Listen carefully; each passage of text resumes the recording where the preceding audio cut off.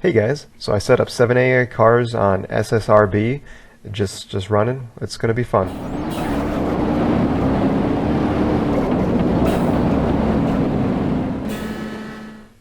Okay, so shortly after launch, the 89 Pesma caught up to the 200BX because it has a higher top speed, and so it gave it a little bump out of the way, which caused the 200BX to slam on its brakes, and it slowed down quite a bit to 60 miles an hour, and that allowed the Sunburst to catch up, and it just barely nicked the rear of the 200BX, which unfortunately for the 200BX destroyed it.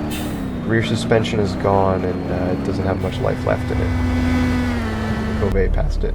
Speaking of the Cove, that got stuck here for a little while for some reason. I don't know what it was doing, but it was just sitting there doing its own thing. And the SBR4 lost control around the split here, and you can see it gets nicked, loses the tire, spins out, but that's the worst of its injuries. It's going to keep going for a while, and we can catch up with it later. Barstow got turned around at some point or another, started driving backwards and overheated somehow. I don't know, maybe it damaged the radiator or it's not capable of keeping it cool, but it is damaged and it's going to die soon. And the Cove is going backwards as well, past the wreck of the 200BX. That's where it ended up. Barstow again has some damaged piston rings or whatever. You can hear the clink, clink, clink, clink.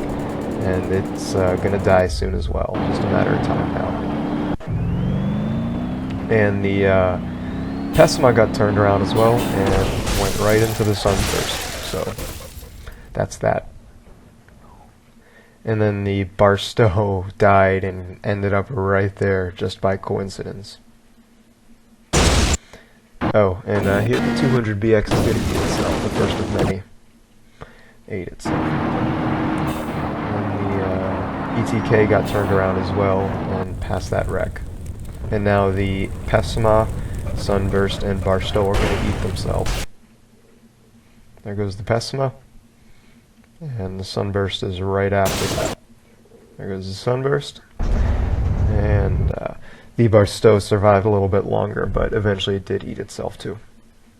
At some point, the ETK got thrown off a bridge and ended up underwater. I wasn't watching, so I don't know how it happened.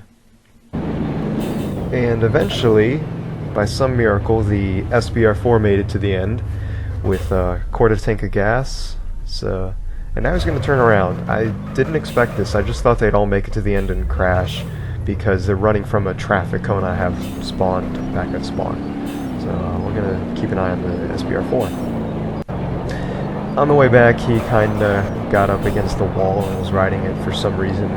The AI path isn't working too well. He got into a groove eventually and was able to pick up some speed. The Cove passed it eventually, so the Cove is still going. That's good.